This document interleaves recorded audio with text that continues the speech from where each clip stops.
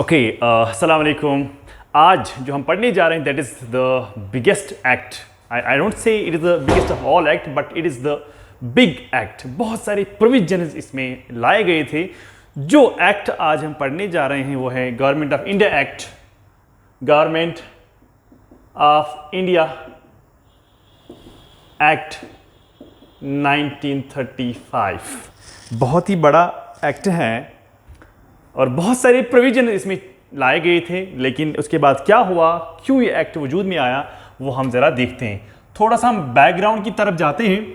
तो बैकग्राउंड में यही लिखा है और यही चीज़ें हैं कि जब 1935 एक्ट आने वाला था उससे पहले हुआ क्या था कि उससे पहले हमने एक चीज़ जो हमने प्रीवियस लेक्चर में पढ़ा था, अगर आप रिकॉल में करूं, कि जो साइमन कमीशन के बारे में हमने पढ़ा था। तो साइमन कमीशन आया था, फिर यहाँ पर प्रोटेस्ट हो गए, फिर वो मैच नहीं हुआ इंडिया और ब्रिटिश के दरमियान। ओके, यानी कांग्रेस भी अपोज थी, पब्लिक भी अपोज था, यूथ्स भी अपोज थे, बहुत सारे लीडर्स को मार खानी पड़ी। उसमें लाला लाजपत राय जो है उसकी डेथ हो गई थी, ओके, 1928 में दिसंबर। तो उसके बाद क्या हुआ कि उसके बाद बहुत सारे चेंजेस हो गई उसी पीरियड में कि राउंड टेबल कॉन्फ्रेंस हुई, इवन की 3 राउंड टेबल कॉन्फ्रेंस हुई। लेकिन 3 राउंड कॉन्फ्रेंस के बावजूद भी कोई मैच नहीं हो रहा था इंडिया और ब्रिटिश के दरमियान, यानी कोई कंक्लूजन नहीं निकल रहा था, कोई रिलेशन नहीं बन रही थी। तो इन 3 राउंड टेबल कॉन्फ्रेंस के बाद क्या हुआ, ब्रिटिश गवर्नमेंट ने पब्लिश किया व्हाइट पेपर। क्या? British government published what? White paper। याद रखना कि ब्रिटिश गवर्नमेंट ने पब्लिश किया दिस व्हाइट पेपर, लेकिन कब? राउंड टेबल कॉन्फ्रेंस के बाद। जब तीनों राउंड टेबल कॉन्फ्रेंस हुए उसमें भी कोई कंक्लूजन अच्छा नहीं निकला, तो फिर क्या किया government of India, sorry British government ने क्या किया, पब्लिश किया व्हाइट पेपर, जो मार्च में किया था 1933 में। ओके, क्योंकि 1932 में कम्युनल अवार्ड आया था, मैकडोनल्ड ने किया था, तो वो भी एक बहुत बड़ी प्रॉब्लम थी। उसमें गांधी ने जेल में ही कहा था फास्ट एंड टू डेथ, जिसमें डिफरेंशियल क्लासेस को सेपरेट इलेक्टोरेट्स दिए गए थे। लेकिन उसके बाद पूना पैक्ट बना, it was an agreement between Gandhi and depressed classes. Okay, तो जो सारे प्रॉब्लम्स हुई, राउंड टेबल कॉन्फ्रेंस हुई, वगैरह वगैरह चीजें हुई, लेकिन फिर भी कोई मैच नहीं हो रहा था। तो फिर क्या हुआ, पब्लिश किया व्हाइट पेपर मार्च 1933 में। इस व्हाइट पेपर में क्या था? इस व्हाइट पेपर में था आउटलाइन ऑफ न्यू कॉन्स्टिट्यूशन, यानी इसमें कंटेन क्या था, कंटेन क्या? Outline of new constitution. याद रखना, नया कॉन्स्टिट्यूशन का आउटलाइन था, नए कॉन्स्टिट्यूशन का क्रक्स था किसमें? इस व्हाइट पेपर में, जो 1933 में इन लोगों ने पब्लिश किया। ओके, लेकिन उसके बाद क्या, ब्रिटिश पार्लियामेंट ने ज्वाइंट कमेटी लाई। क्या? जो ब्रिटिश पार्लियामेंट है, जो ब्रिटिश पार्लियामेंट ने इसने क्या किया, इसने ज्वाइंट कमेटी लाई। क्या? ज्वाइंट कमेटी लाई। ठीक है भाई, ज्वाइंट कमेटी कहां से लाए? अपर हाउस से भी, ठीक है भाई, और लोअर हाउस से भी, यानी जो वहां पर House of Lords, House of Commons जो है, दोनों से एक कमेटी बनाई जिसको हम कहते हैं ज्वाइंट कमेटी। ठीक है भाई, तो ब्रिटिश पार्लियामेंट ने क्या किया, एक ज्वाइंट कमेटी लाई, दोनों से लाई, अपर हाउस से भी और लोअर हाउस से भी उन्होंने लाई। ठीक है, तो इस ज्वाइंट कमेटी ने क्या किया, इसने रिपोर्ट सबमिट किया। क्या? ज्वाइंट कमेटी जो है इसने क्या किया, इसने सबमिट किया। क्या किया? Submit report. क्या किया? Submit report. कब? 1934 में।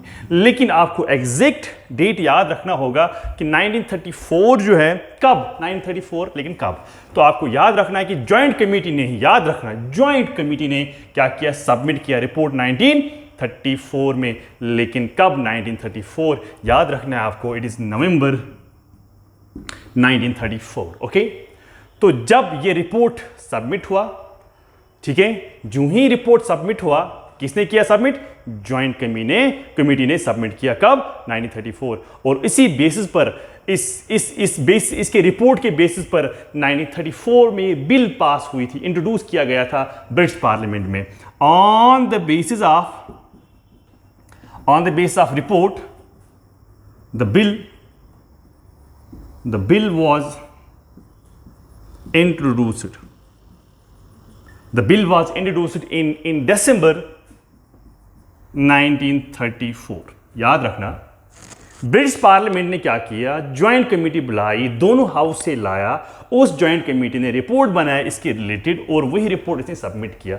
फिर उसी रिपोर्ट के बुनियाद पर क्या हुआ कि पार्लियामेंट में एक बिल इंट्रोड्यूस की गई थी 1934 में। दिस इज 1934, दिस इज 1934, लेकिन रिपोर्ट नवंबर में था और बिल को इंट्रोड्यूस किया था 1934 लेकिन दिसंबर।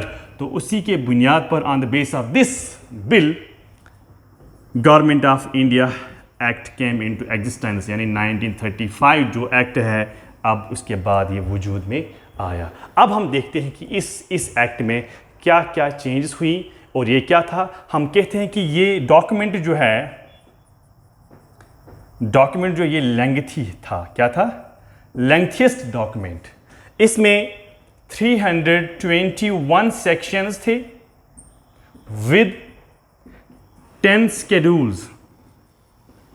याद रखना 10 शेड्यूल्स थे, 321 क्या थे, 321 सेक्शंस थे। ओके, और इसमें बेसिक फीचर क्या थे, यहां मैं लिखता हूं जो बेसिक फीचर हैं इसके वो ये थे। नंबर 1 में लिख रहा हूं हाईलाइट करके, उसके बाद हम इनको डिस्कस कर रहे हैं।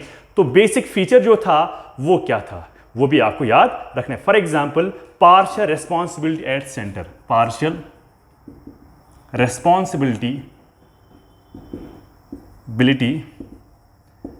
एट सेंटर, ठीक है भाई, पार्शियल रेस्पॉन्सिबिलिटी एट सेंटर। उसके बाद हमने क्या किया, इसमें हमने और एक चीज किया, प्रोविंशियल ऑटोनॉमी। क्या, प्रोविंशियल ऑटोनॉमी। और उसके बाद प्रोविंशियल ऑटोनॉमी के बाद हमने और एक चीज किया जिसको हम कहते हैं एन ऑल इंडिया फेडरेशन। यहां मैं लिख रहा हूं एन ऑल इंडिया फेडरेशन, ठीक है भाई, फेडरेशन। अब हम क्या देखते हैं, अब हम फीचर्स को देखते हैं। फेडरल लेवल पर क्या हुआ, प्रोविंशियल लेवल पर क्या हुआ। फेडरल लेवल में एग्जीक्यूटिव में कौन से चेंज आए, फेडरल में लेजिस्लेचर में कौन से चेंजेस आए। इसी तरह प्रोविंशियल में एग्जीक्यूटिव में कौन सी चेंजेस आई और प्रोविंशियल में लेजिस्लेचर में कौन सी चेंजेस आई। ओके, और उसके अलावा और कितने फीचर्स आ गए, इसके अलावा कितने चीजें यहां पर चेंज होगी या इंट्रोड्यूस होगी, नई नई चीजें जो पहले यहां पर नहीं थी, इस एक्ट ने वो यहां पर वजूद में लाया। ठीक है, लेकिन याद रखना कि इस एक्ट के रिलेटेड भी बहुत सारे क्रिटिसिज्म हुए, लेकिन बहुत ही क्रिटिसिज्म हुआ इस 1935 एक्ट के बारे में, और ये तब भी आया वजूद में। लेकिन जो 1935 एक्ट है इसका स्टार्ट, ये इन्फोर्स जो हुआ, ये होता 1937 में, जो मैं आपको ऑब्वियसली लास्ट में बोलूँगा। लेकिन फ़िलहाल के लिए जो मैं यहाँ पर पढ़ाने जा रहा हूँ, पहला जो हम फीचर हम डिस्कस करेंगे, all India federation. Number 1, all India federation. ठीक है भाई, all India federation, this is the first principle जो हमें यहां पर पढ़ना है। तो ऑल इंडिया फेडरेशन में क्या हुआ, इसमें क्या क्या था, इसमें था ब्रिटिश इंडिया प्रोविंसेस, ए ब्रिटिश इंडिया प्रोविंसेस, ये एक चीज थी। ओके, ब्रिटिश इंडिया प्रोविंसेस थी सबसे पहले। इसके अलावा all chief be all chief commissioners provinces. ठीक है भाई, ऑल चीफ कमिश्नर्स प्रोविंसेस। सी, जो सी है इसका खास ख्याल रखिएगा कि इसमें था इंडियन स्टेट्स, क्या कहते हैं इसको हम, इसको हम कहते हैं इंडियन स्टेट्स, इंडियन स्टेट्स। क्या आप मुझे बोलेंगे इंडियन स्टेट्स को और हम क्या कहते हैं, याद रखना। असल में जो इंडियन स्टेट्स हैं उसको हम कहते हैं प्रिंसली स्टेट्स, प्रिंसली स्टेट्स। ठीक है भाई, ये तीन चीजें थी किसमें, ऑल इंडिया फेडरेशन। मगर इस एक्ट ने क्या किया, इसने कहा कि जो इंडियन स्टेट्स हैं और जो प्रोविंसेस हैं, क्या प्रोविंसेस एंड इंडियन स्टेट्स जो हैं, प्रोविंसेस एंड इंडियन स्टेट जो है ये सिंगल यूनिट है। क्या कहा इस एक्ट ने कि जो इंडियन स्टेट्स हैं और जो प्रोविंसेस हैं ये एक ही यूनिट है, it's a single unit. Okay, और इसके अलावा क्या कहा, मगर जो एक्सेशन होगी स्टेट की टू द फेडरेशन को, बट एक्सेशन जो ये मिल जाएगा, जो ये with the help of laws, with the help of documents, with signature, क्या हो जाएगा, जो एक्सेशन होगा, but accession of states to federation जो है वो क्या होगा, इज या वॉज ऑप्शनल, यानी आपको फोर्स नहीं किया जाएगा कि आपको एक्सेप्ट करना है। लेकिन याद रखना प्रोविंसेस और इंडियन स्टेट जो हैं वो सिंगल यूनिट्स हैं। दूसरी बात, जो एक्सेशन होगी, जो आप मिलेंगे उसके साथ, किसके साथ, फेडरेशन के साथ, वो क्या होगा, वो ऑप्शनल होगा। इसका क्या मतलब है वो हम यहां बताने जा रहे हैं कि वो ऑप्शनल है, यानी कुड नॉट बी एस्टैब्लिश्ड, तब तक एस्टैब्लिश नहीं हो जाएगा। कब तक, याद रखना, could not be established until the state had given their consent. Could not be established until the states, जब तक क्या हो जाएगा, जब तक स्टेट्स क्या करेंगे, until the states had given their consent। याद रखना, जब तक वो कंसेंट नहीं देंगे तब तक वो फेडरेशन के साथ जुड़ नहीं पाएंगे। उसको फोर्स भी नहीं किया जाएगा कि तुम्हें जुड़ना है, उसका कंसेंट लेना है, उसका सिग्नेचर लेना, उसके रूलर का सिग्नेचर लेना है, तब जाके वो फेडरेशन का हिस्सा बन सकते हैं। लेकिन याद रखना, at the time of joining तो क्या हो जाएगा, जो ही आप एक्सेशन करोगे, जो ही आप इसके साथ मिलोगे, तो फिर क्या हो जाएगा, आपको कुछ सरेंडर करना पड़ेगा। So you have to surrender what, surrender authority. You have to surrender authority and have to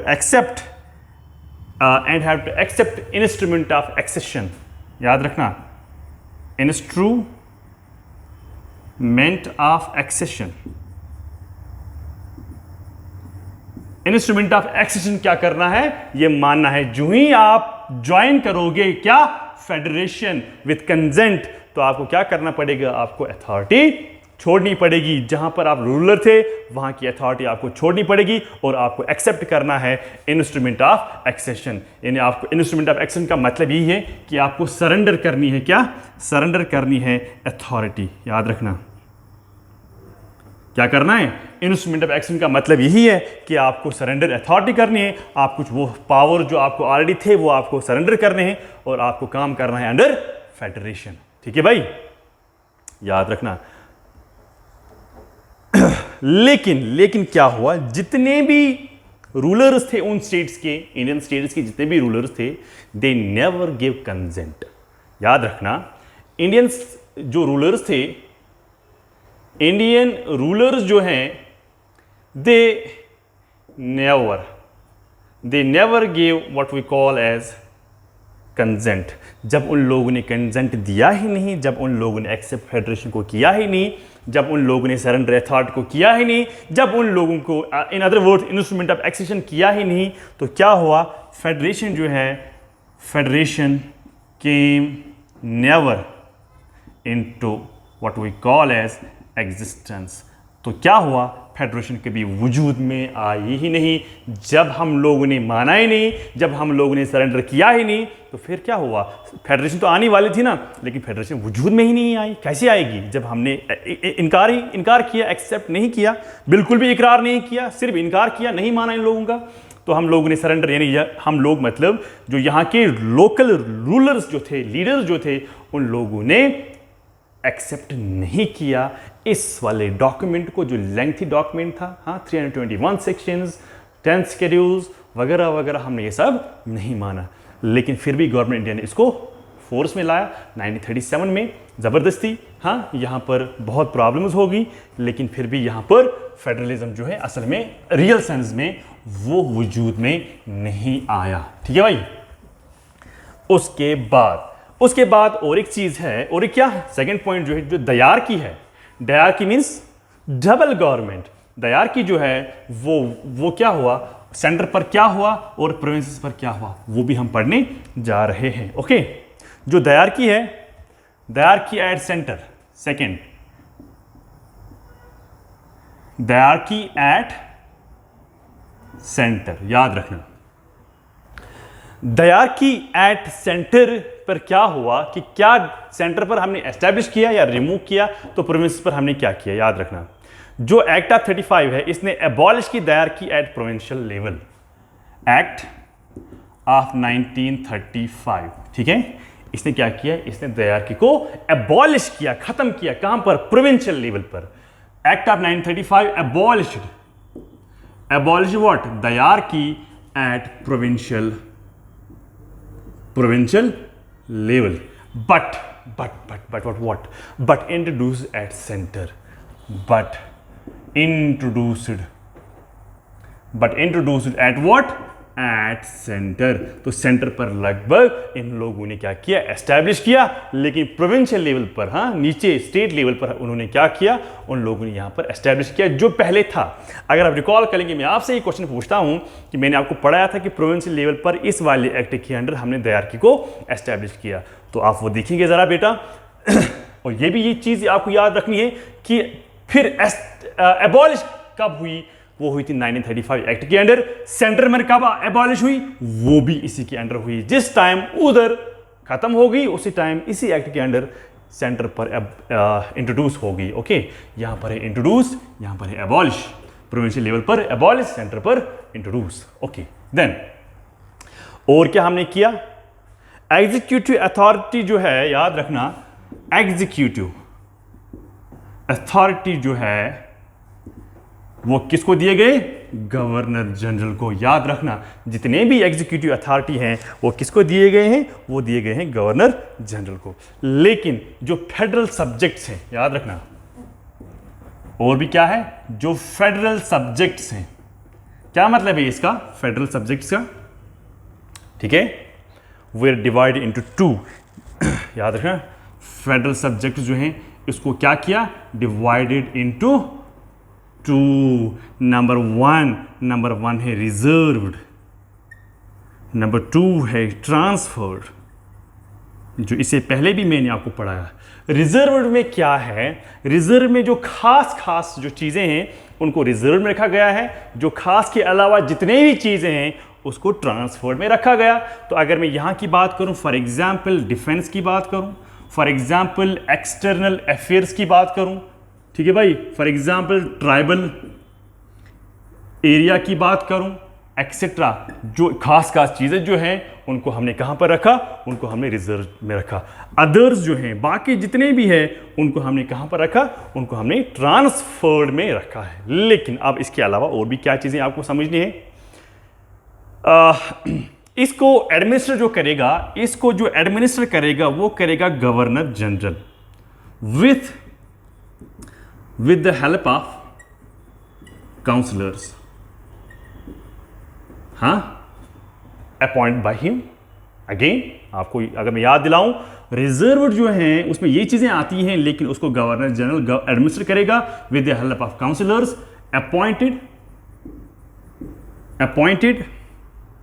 appointed by him and are responsible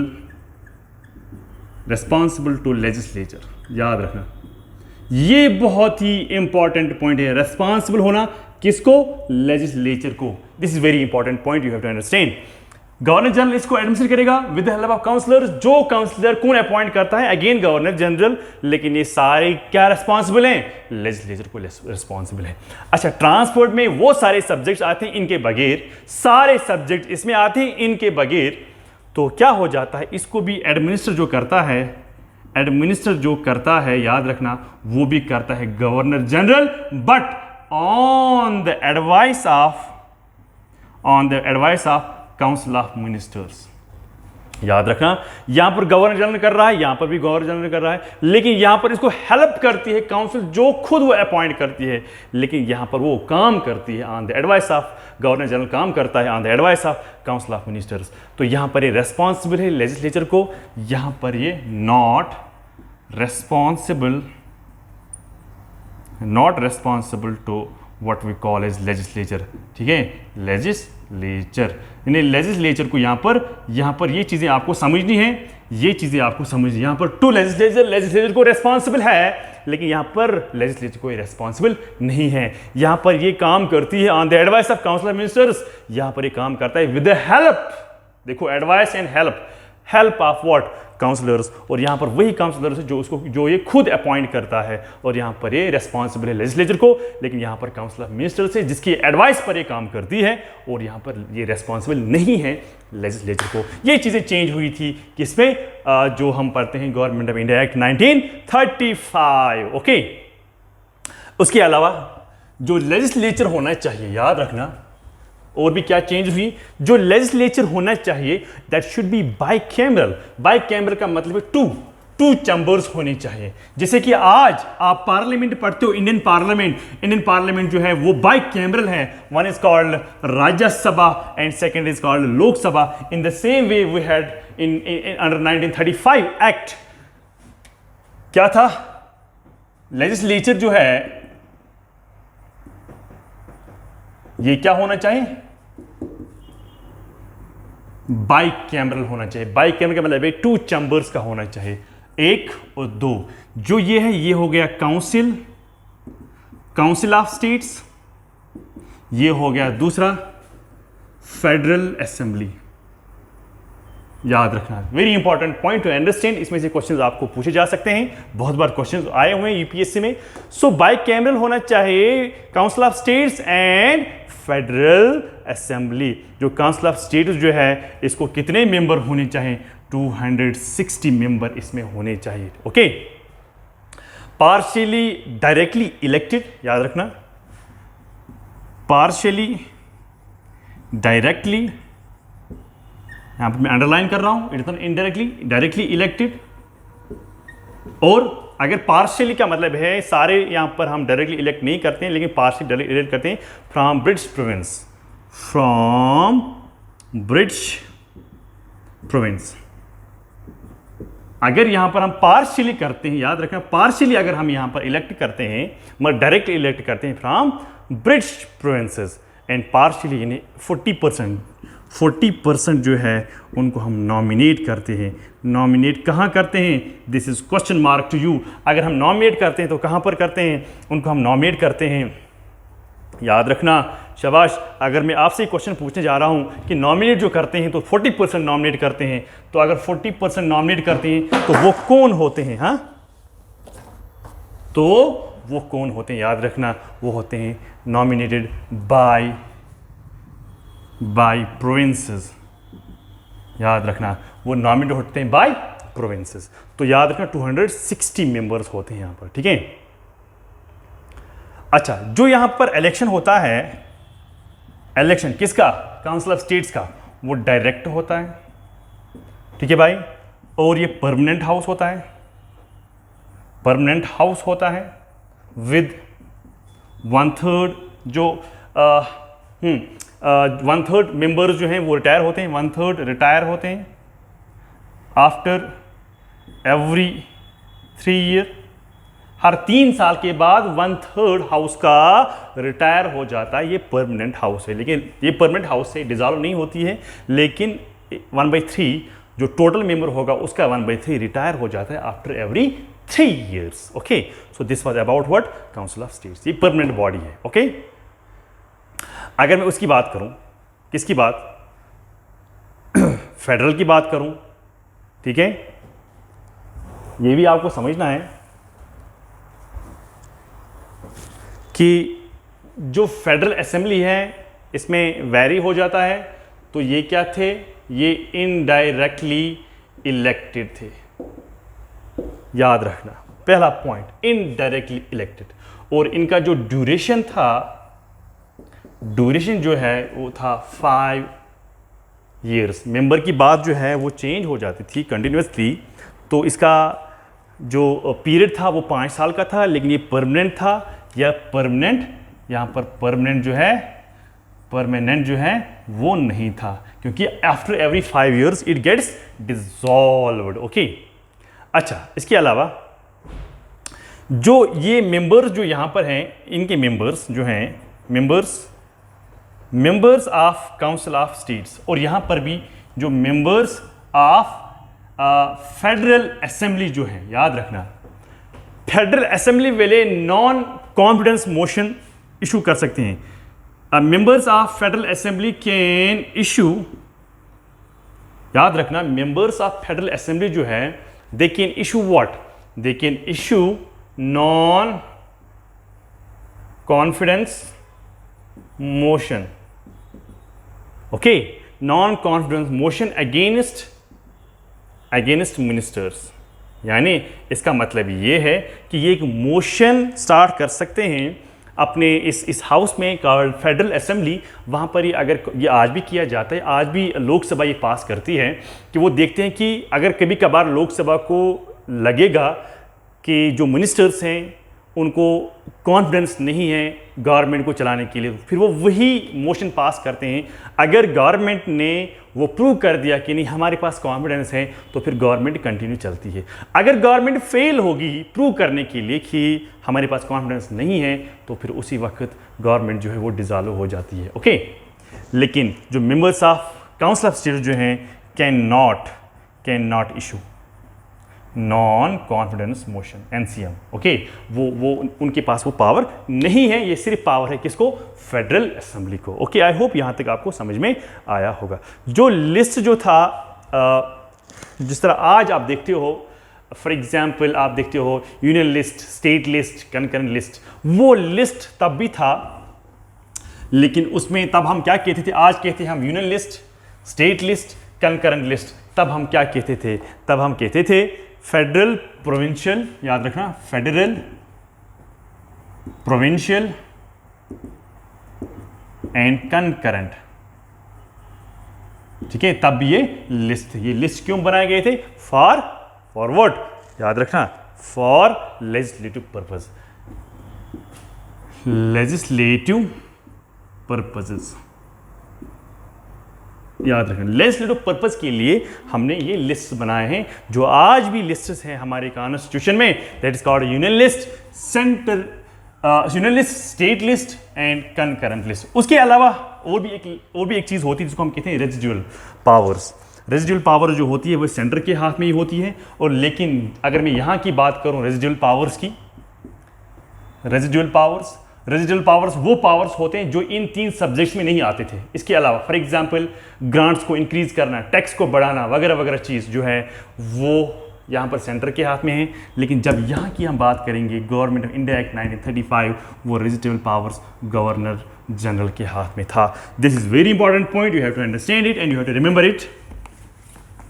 okay, then इसके अलावा क्या है जो हमें समझना है, वो है प्रोविंशियल ऑटोनॉमी। ठीक है, यहां मैं लिखता हूं, थर्ड वन में लिखता हूं प्रोविंशियल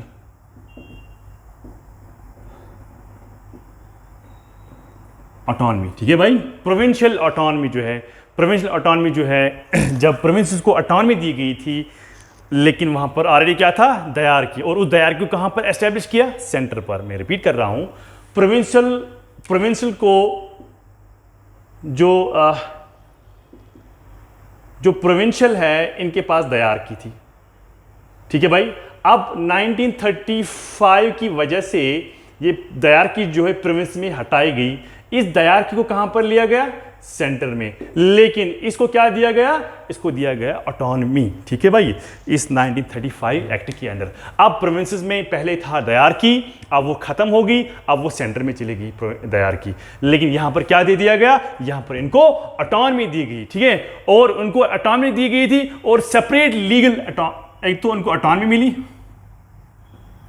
सेकेंड सेपरेट लीगल, याद रखना, this very important point, autonomy दी गई थी, सेपरेट लीगल आइडेंटिटी दी गई थी इनको।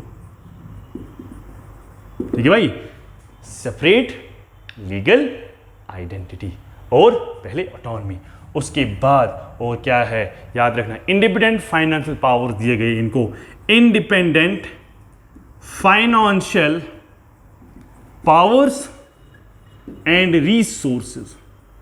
याद रखना, इन प्रोविंशियल ऑटोनॉमी को जब ऑटोनॉमी मिली, प्रोविंस को जब ऑटोनॉमी मिली, सेपरेट लीगल आइडेंटिटी मिली, इनको इंडिपेंडेंट फाइनेंशियल पावर्स मिले और रिसोर्सेज मिले, एंड कुड बारो money, very important point, and could बारो मनी। देखो जब क्वेश्चन आते हैं ना, आजकल क्वेश्चन आते हैं पहले ऊपर क्वेश्चन ऑप्शन, ऑप्शन के नीचे 1 and 2, 2 and 4, कभी कभार वहाँ पर ये भी लिखा होता है कुड बारो money on their own securities. ठीक भाई, अपनी सिक्योरिटीज़ पर वो मनी को बारो कर सकते हैं, वो बारो कर सकते हैं। ये भी कभी कभार क्वेश्चन में आता है, ऑप्शन में आता है, तो इसलिए इस पर खास ख्याल रखना। ठीक है, अब हम देखते हैं अगर प्रोविंशियल पर ये चीज़ें हुई हैं, लेकिन लेजिस्लेचर में क्या चीज़ें हुई हैं। ठीक है, हमने देखा प्रोविंशियल को ऑटोनॉमी दी गई थी, उनको दायर की थी, दायर किया, एबॉलिश हो गई, वो दायर की कहाँ चली गई, वो दायर की सेंटर में चली गई। ओके, लेकिन अब हम देखते हैं कि लेजिस्लेचर में क्या चेंजेस हुई। ठीक है भाई, अब हम इसमें देखते हैं लेजिस्लेचर में कौन कौन से चेंजेस हुई। ओके, तो लेजिस्लेचर में सबसे पहले सेपरेट इलेक्टोरेट जो हैं वो ऑपरेशनल हो गए। याद रखना, सेपरेट इलेक्टोरेट्स वो क्या हुए, ऑपरेशनल, यानी वो कंटिन्यूसली चले गए। ठीक है, चलते रहे। हाँ, उन किसको, सिख्स को दिए जाते थे, मुस्लिम्स को दिए जाते थे, एंग्लो इंडियंस को दिए जाते थे, यूरोपियंस को दिए जाते थे। हाँ, इनको सबों को दिया जाता था, यानी सेपरेट इलेक्टोरेट्स जो है वो कंटिन्यू ऑपरेशनल था। ठीक है, उसके अलावा जितने भी मेंबर्स हैं वो डायरेक्टली इलेक्टेड थे। All members were elected directly. याद रखना, जितने भी प्रोविंशियल लेजिस्लेचर में मेंबर्स थे वो सारे के सारे इलेक्टेड क्या थे, डायरेक्टली। यहाँ पर बाइक कैमरल नहीं बोलना, बाइक कैमरल कहाँ पर था, सेंटर में था। All members were elected directly. Okay, अच्छा, इसके अलावा franchise was extended. Franchise means right to vote, right to vote. जब फ्रेंचाइज एक्सटेंड हुआ, यानी राइट टू वोट मिला, किनको मिला, एक्सटेंडेड टू होम, वुमेन। याद रखना, औरतों को भी इसी एक्ट के अंडर राइट टू वोट मिला, उसी तरह जिस तरह एक मर्द को मिलता था। तो यहां पर हम लिखते हैं franchise was extended to home, to women. हाँ, they got the right on the same basis, sorry, हम कहते हैं they were given rights, right is a proper term। Franchise तो मैंने आपको बोला, राइट्स दी गई, या राइट टू वोट भी आप लिख सकते हो, on the same basis as man. जिस तरह एक आदमी को, एक मर्द को मिलता था, उसी तरह, उसी बुनियाद पर, वही बेसिस, वही क्राइटेरिया जो अब औरतें भी लेती हैं। ओके, तो ये था, फ्रेंचाइज दी गई, डायरेक्टली इलेक्टेड थे, और उन्हीं बुनियाद पर, जिन बुनियाद पर क्या हुआ, जिन बुनियाद पर मर्द को मिलता था। अब इसके अलावा इसने क्या किया, इसने एबॉलिश किया council of states, abolish of council of states. याद रखना, जो विच वॉज एस्टैब्लिश्ड। क्या आप मुझे इस आंसर का बताएंगे, किस एक्ट के अंडर यहां पर काउंसिल ऑफ स्टेट्स एस्टैब्लिश किया गया था, और आज गवर्नमेंट ऑफ इंडिया एक्ट 1935 के अंडर वो क्या हो रही है, एबॉलिश हो रही है। Abolish of council of states which was established, किस एक्ट के अंडर एस्टैब्लिश हुआ था वो, by government of India act. शाबाश, by government of India act. क्या आप मुझे बोलेंगे, मैंने आपको पढ़ाया है 1858। इसके अंडर यहां पर हमने क्या किया, यहां पर हमने हमने यहां पर इसके अंडर एस्टैब्लिश किया था काउंसिल ऑफ स्टेट्स, लेकिन गवर्नमेंट ऑफ इंडिया एक्ट 1935 के अंडर हमने क्या किया, हमने इसको एबॉलिश किया प्रोविंशियल लेवल पर। तो ये चीज़ें आपको याद रखनी है। ओके, और इसके अलावा क्या था, जो सेक्रेटरी, और एक चीज़ सेक्रेटरी ऑफ स्टेट जो है उसके साथ क्या हुआ, उसके साथ क्या हुआ, जो सेक्रेटरी ऑफ स्टेट जो है, याद रखना, was provided with a team of advisors, was provided with a team of advisors, याद रखना, हाँ, he was provided with a team of advisors। अब इसके अलावा मैं थोड़ा सा और कुछ बोलना चाहता हूँ, इनके अलावा और भी क्या चेंज हुई हैं, मे बी क्वेश्चंस वहाँ पर आपको पूछा जा सकता है, और क्या चेंज हुई हैं गवर्नमेंट ऑफ इंडिया एक्ट के अंडर। थोड़ा सा फैक्चुअल पॉइंट ही है, मान लो कि वो हम लिखने जा रहे हैं यहाँ पर। तो सबसे पहला जो फैक्चुअल पॉइंट है हमारा होगा वो ये होगा, जब इसने फ्रेंचाइज को एक्सटेंड किया, याद रखना, जब पहला पॉइंट जो है, जब फ्रेंचाइज को एक्सटेंड किया इसने, लोगों को दी क्या, राइट टू वोट। लेकिन कितना एक्सटेंड किया, उस टाइम पर सिर्फ 10% ऑफ पॉपुलेशन को फ्रेंचाइज मिला, यानी राइट टू वोट मिला। सिर्फ 10% लोगों को सिर्फ क्या मिला, राइट टू वोट। ये था पहला पॉइंट, ठीक है। इसी एक्ट के अंडर हमने क्या किया, हमने रिजर्व बैंक ऑफ इंडिया को एस्टैब्लिश किया। किसके अंडर, इसी एक्ट के अंडर हमने ये किया। ओके, आरबीआई को हमने एस्टैब्लिश किया। ओके, और हमने क्या किया, फेडरल पब्लिक सर्विस कमीशन, याद रखना, हमने क्या किया इस एक्ट के under, federal public service commission को हमने किया प्रोविंशियल, याद रखना, प्रोविंशियल पब्लिक सर्विस कमीशन जो है वो भी हमने किया। उसके अलावा जॉइंट पब्लिक सर्विस कमीशन को भी हमने किया। लेकिन जो जॉइंट था ये किन के लिए था, ये जो जॉइंट पब्लिक सर्विस कमीशन जो है, it is for 2 or more, for 2 or more provinces. ठीक है भाई, क्योंकि हम प्रोविंस की बात कर रहे हैं तो प्रोविंस का ही है, ठीक है। अब इसके अलावा क्या है, federal court, fourth point, federal court जो 1937 में एस्टैब्लिश किया गया था with 1 chief justice and 6 other जजेस। याद रखना, वेरी इंपॉर्टेंट। टोटल कितने हो गए, 7, 6 + 1 7।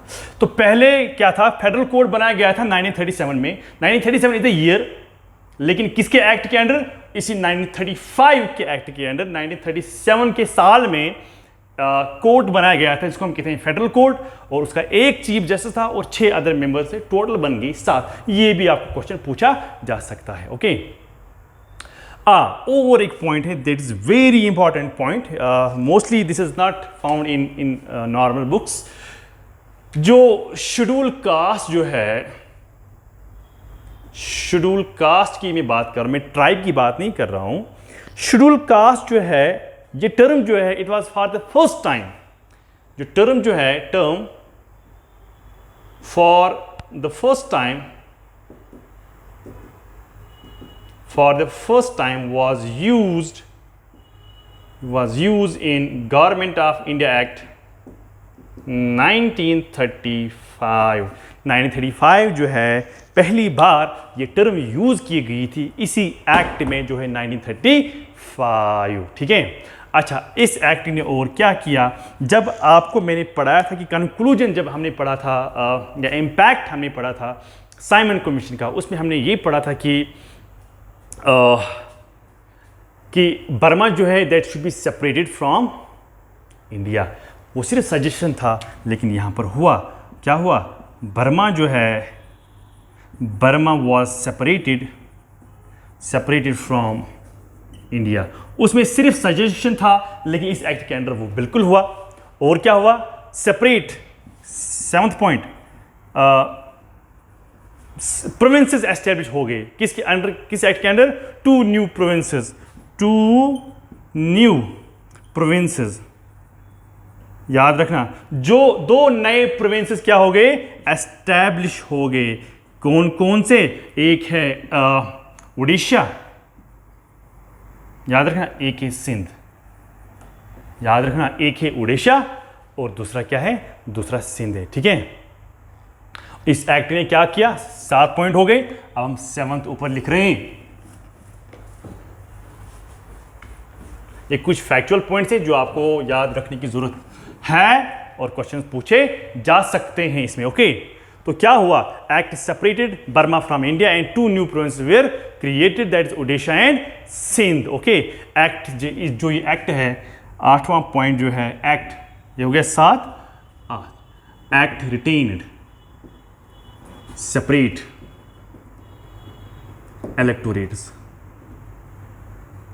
याद रखना, एक्ट जो है इसने क्या किया, इसने रिटेन किया सेपरेट इलेक्टोरेट्स। ओके, लेकिन ये एक्ट जो है ये लाया गया इन फोर्स इन 1937 में, पर गवर्नमेंट इंडिया ने इसको रिजेक्ट किया, इनकार किया। जो इंडिया का उस वक्त सिस्टम था, मैं गवर्नमेंट इंडिया नहीं बोलूँगा बल्कि मैं ये बोलूँगा कि जो यहाँ के लीडर्स जो थे, जो यहाँ की पार्टी जो थे, उन्होंने इसको रिजेक्ट किया, नल एंड वाइड किया, नहीं माना इसको। लेकिन फिर भी गवर्नमेंट ऑफ, जो ब्रिटिश गवर्नमेंट थी, उसने इसको इन्फोर्स में लाया। 1935 एक्ट को, एक्ट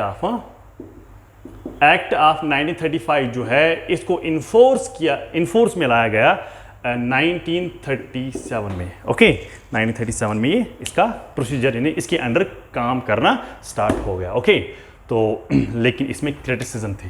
क्या थे? क्रिटिसिज्म। सबसे पहले जो मैं क्रिटिसिज्म यहाँ पर लिखूंगा वो मैं जे.एल. नेहरू की बात करूंगा। ठीक है, तो जे.एल. नेहरू ने क्या कहा इस 1935 एक्ट के बारे में। उसने कहा it's a new charter of, नया कानून, मगर किसका? बॉन्डेज का। तो हम यहाँ पर लिखते हैं, उसने कहा new charter of bondage, DAGE, bondage. नए तरीके से नया कानून आया, नए रूल्स आए जिससे हम फिर बंद हो जाएंगे। ये जे.एल. नेहरू था जिसने ये कहा। ठीक है, अच्छा, जिन्ना की अगर मैं बात करूं, M.A. जिन्ना, मोहम्मद अली जिन्ना जो है, जो पाकिस्तान फिर जिसने क्रिएट किया, उसने क्या कहा, उसने भी इसको क्रिटिसाइज किया। तो कैसे क्रिटिसाइज किया? बहुत ही अच्छे अंदाज से किया, सबों ने किया, नेहरू ने भी अच्छे अंदाज से किया, सबों लीडर्स ने किया। तो उसने क्या कहा, इसने कहा कि it is, Jinnah describe it thoroughly rotten, fundamentally thoroughly rotten and fundamentally